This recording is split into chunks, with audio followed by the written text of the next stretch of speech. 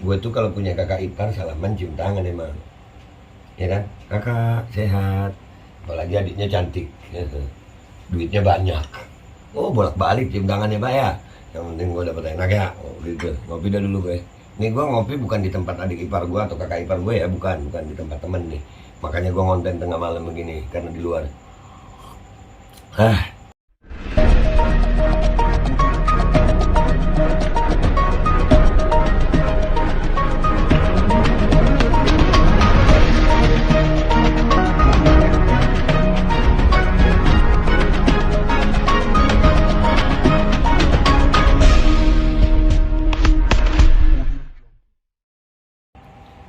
Assalamualaikum warahmatullahi wabarakatuh. Welcome back, selamat datang lagi di channel Babe Aldo bersama gue Babe Aldo, YouTuber receh yang tetap santuy, tetap bakal sehat. Jangan lupa ngopi. Bismillahirrahmanirrahim. Cangkir kopi gue. Alhamdulillahirrabbilalamin. Wassalatu wassalamu ala sayyidil mursalin Sayyidina Muhammadin wa ala alihi washabihi ajmain. Rabbi shrah li sadri wa yassir li amri wahlul 'uqdatam min lisani yafqahu qawli bi jahin nabi wa alihi. Salam revolusi akhlak, semangat revolusi akhlak. Semoga akhlak kita jadi lebih baik hari ini dibanding kemarin. Panjang umur perjuangan, merdeka, Allahu Akbar.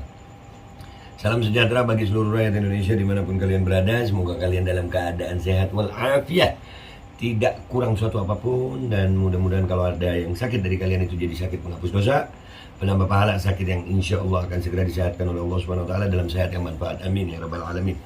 Konten menemani kalian sahur malam ini itu konten yang apa ya, pelan-pelan ini kita akan lihat kok ini orang-orangnya mana aja yang ingin menguasai Indonesia dengan kekuasaannya. Ya karena memang rasanya kekuasaan itu enak rupanya. Ya kan tadi barusan konten yang malam tadi kan kekayaan Pak Jokowi meningkat. Ya orang kalau tambah kaya ya betah lah. Ya kan uangnya tambah. Makanya kan gue pernah bilang tuh, pandemi ini akan terus selama pejabatnya masih dapat keuntungan dari pandemi. Ya akan terus. Karena juga yang merasa dirugikan itu diem aja gitu. Yang merasa dirugikan diem aja. Ini semuanya akan berubah kalau yang dirugikan, entah yang dirugikan berontak atau protes, atau yang mendapatkan keuntungan itu sadar gitu. Oh iya sudah cukup deh keuntungan gue gak perlu tambah serakah. Akan tetapi memang biasanya penyakit keserakahan itu toma junun, katanya salah satu ulama sufi. Toma itu, keserakahan itu junun, kegilaan. Orang kalau udah serakah, udah lah. Serakah, mau terus gitu. Padahal mau sampai kapan hartanya? Mau sampai kapan kekuasaannya? Ya, Fir'aun yang sudah sebegitu hebatnya, ya Allah udah kasih contoh buat kita. Jadi kekuasaan yang dirasakan nikmat sekarang itu bisa jadi kayaknya istidraj mungkin ya. Jadi seolah-olah ya biarin aja, nanti akhirnya bahaya deh ini. Ini nasihat buat diri gue dan semua yang mau denger ini, termasuk para pejabat. Ayolah Pak, jadikanlah kekuasaan itu benar-benar amanah dari Allah gitu. Agar kalian memperhatikan rakyat kalian. Semuanya deh. Ini mengingatkan aja gue, kalau kalian gak mau ya mau terus serakah ya silakan. Karena ya ujung-ujungnya pasti dah nggak ada orang serakah selamat, nggak ada. Mereka akan terus itu. Nah, seperti yang kita lihat kemarin juga ada di konten gue. Pak Jokowi ada yang bilang mewacanakan 3 periode atau memperpanjang masa jabatan. Ternyata gejolak dari masyarakat sebegini besarnya sampai demo mahasiswa. Itu mereka akhirnya Pak Jokowi mengeluarkan statement nggak mau. Ya kan? Terus timbul lagi karena untuk mengawetkan kekuasaan. Timbul lagi Prabowo Jokowi. Ya kan? Untuk apa melanggengkan kekuasaan? Dan ini ada berita yang luar biasa. Lu lihat nih berita. Ini dari eramuslim.com. PT 0% kembali ditolak. PT itu presidensial threshold. Jadi ambang batas untuk pencalonan presiden. Mestinya 0%. Tapi itu ditolak lagi sama MK. MK ini ditolak, menolak semua. Padahal dalil hukumnya orang-orang yang PT 0% ini orang-orang ngerti hukum. Ya nggak heran juga sih ya, hukum di Indonesia kayaknya cuman undang-undang aja. Kadang-kadang hukum dipakai untuk menindas lawan. Yang berseberangan akan berhadapan dengan hukum. Sementara yang ada di kelompoknya, walaupun nyatanya karena melanggar hukum, tidak ditindak. Contoh ada orang yang kena pasal pidana karena melanggar prokes. Ada dan dihukum. Tapi ada yang terang-terangan melanggar prokes, datang tanpa prokes, itu nggak dihukum. Bedanya di mana? Bedanya cuma yang satu oposisi pemerintah, yang satu ada di pemerintahan. Itu fakta yang terjadi di Indonesia. Nah, ini PT 0%, Presiden 0% ditolak. Kata Bang Rizal Ramli nih, wong ketua MK-nya ipar Jokowi. Nah, kan ketua MK-nya kan memang mau nikah sama adik Pak Jokowi ya. Ya, kita baca dulu deh beritanya nih.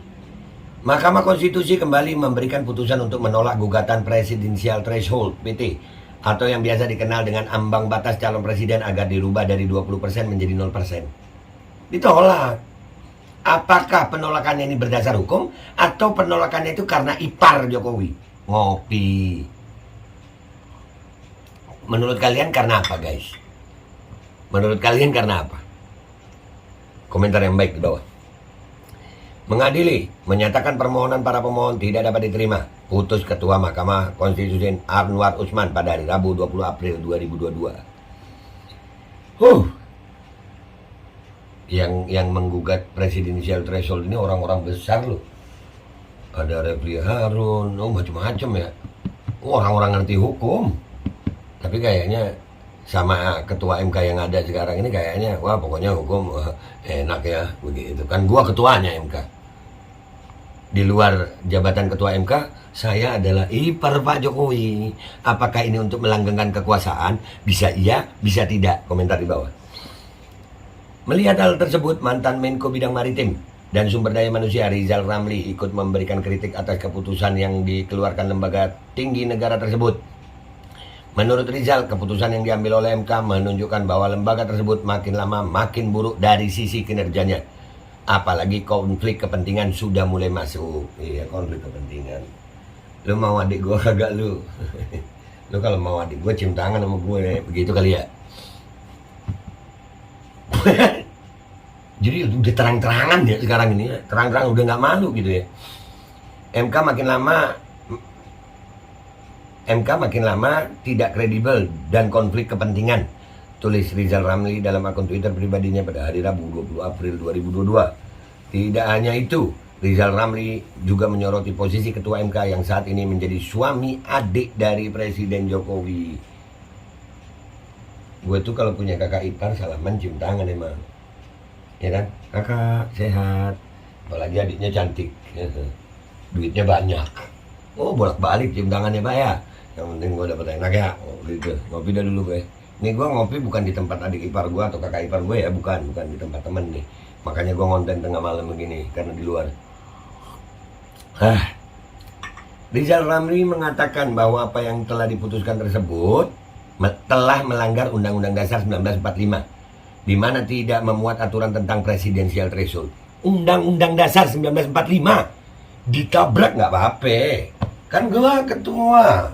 Kalau namanya ketua lu mau apa? Tapi dibalik gua ketua, gua adalah adik ipar. Ya Pak. Lanjutin dah. Mau terusin ada Allah. Ini Krakatau udah mulai meletus-meletus ya Rob. Mudah-mudahan deh ya. Selamat. Ya kan kadang-kadang kalau kekuasaan udah nggak bisa diingetin, Allah yang turun tangan. Tungguin aja dah lu. Kita ini tugas kita berjuang dengan sabar sambil menunggu keputusan Allah. Dah. Malu-maluin dan keputusannya bertentangan dengan Undang-Undang Dasar. Tidak ada aturan threshold di Undang-Undang Dasar. Pungkas Rizal dalam unggahan status Twitternya itu. Lah ya. Undang-Undang Dasar itu hukum tertinggi di negara Indonesia ini sudah ditabrak aja ya. Pokoknya nggak ada. Gua ketua MK-nya. Mobil. Kan begitu ya. Gua udah mutusin. Tok. Tapi pas mau nikah, gua adik ipar. Selain Rizal Ramli, mantan Sekretaris Menteri BUMN, Said Didu juga ikut menyoroti keputusan yang dibuat MK. Dalam akun Twitter pribadinya terlihat Said Didu mengunggah sebuah berita tentang keputusan ambang batas presiden oleh MK. Said hanya menyertakan sebuah tulisan singkat dalam statusnya. Dan yang memutuskan adalah hakim atau ipar. Jadi keputusan itu berdasarkan hukum atau konflik kepentingan. Jadi Pak Anwar Usman itu duduk di sana sebagai hakim MK atau ipar Jokowi? Komentar di bawah yang baik. Ayo semuanya kita menggunakan akal sehat, hati bersih, kalimat mengkritik nggak perlu dengan caci maki. Ya, ngopi dulu kita. Nanti abis gini ada yang baper di bawah nih, komentar macam-macam tentang gue. Kadrun. Ngopi lu sini sama gue, ngomong kadrun depan muka gue. Said hanya menyertakan, oh sudah. Seperti diketahui bahwa Mahkamah Konstitusi hari ini dipimpin oleh Anwar Usman yang sejak 2018 yang lalu, Anwar Usman baru-baru ini diketahui telah menikahi adik dari Presiden Jokowi yang bernama Hidayati. Selamat Pak Anwar Usman, samawa, sakinah, mawaddah, warahmah, dan semoga awet jadi hakim MK. Dan mudah-mudahan kalau Bapak nggak bisa adil, mudah-mudahan Allah yang mengadili Bapak. Tapi kalau mudah-mudahan kalau Bapak yang adil, Bapak bisa adil sesuai hukum, mudah-mudahan Bapak selamat dunia akhirat. Tapi kalau Bapak tidak adil, demi Allah, mudah-mudahan Allah yang maha adil akan mengadili Bapak di dunia dan akhirat. Amin. Gugatan yang diputuskan MK soal presidensial threshold, Anwar Usman dalam perannya sebagai ketua MK tentu menjadi sangat penting. Seperti dalam mengambil keputusan tentang presidensial threshold. Seperti gue bilang tadi, dia mengambil keputusan ini sebagai hakim MK atau sebagai ipar Jokowi. Komentar yang baik di bawah. Setidaknya ada 3 gugatan yang ditolak MK dalam perkara ini, yakni gugatan dengan nomor perkara 13/PUU -XX/2022 oleh 7 masyarakat dari Kota Bandung. Gugatan nomor 20/PUU -XX/2022 oleh 4 pemohon. Gugatan nomor 21/PUU -XX/2022 oleh 5 orang anggota DPD RI. Anggota DPD seolah-olah bodoh, nggak boleh. Itu DPD RI seolah-olah dianggap bodoh. Lu ngapain gugat? Nggak boleh, tolak. Jadi sebelum ngegugat dia udah tolak. Kenapa? Pak Anwar Usman di situ sebagai hakim MK atau ipar Jokowi. Demi Allah Pak, Allah saksi. Lu muslim Pak, lu muslim. Gua melu sama-sama semua rakyat Indonesia ini bakal mati Pak. Bakal mati. Ingat aja lu. Dunia lu udah umur berapa ya? 60 lebih katanya. Deket lagi gitu ya. Batasnya umat Rasulullah 60-an ya? Iya dah. Namanya bagus loh, Anwar Usman. Siap-siap Pak, mudah-mudahan kita husnul khatimah Pak. Tapi kalau Bapak nggak adil, waduh. Rakyat Indonesia ini banyak Pak, 270 juta, itu hisapnya gimana itu ya? Ngingetin doang gue, makanya gue nggak mau jadi pejabat. Alhamdulillah. Nggak takut ya Pak Anwar ya? Pak Anwar nggak takut ya? Aduh. Gugatan yang mereka layangkan adalah sama, yakni tentang ambang batas presiden dengan uji materi pasal 222 UU nomor 7 tahun 2017 tentang pemilihan umum. Salah itu beritanya guys. Kalian komentar yang baik di bawah ya. Emang guys, kalau mau dilihat ya dari kesimpulan ini, melanggengkan kekuasaan itu bisa dengan segala cara. Bisa. Dan mereka bisa mengatakan ini baik, ini benar.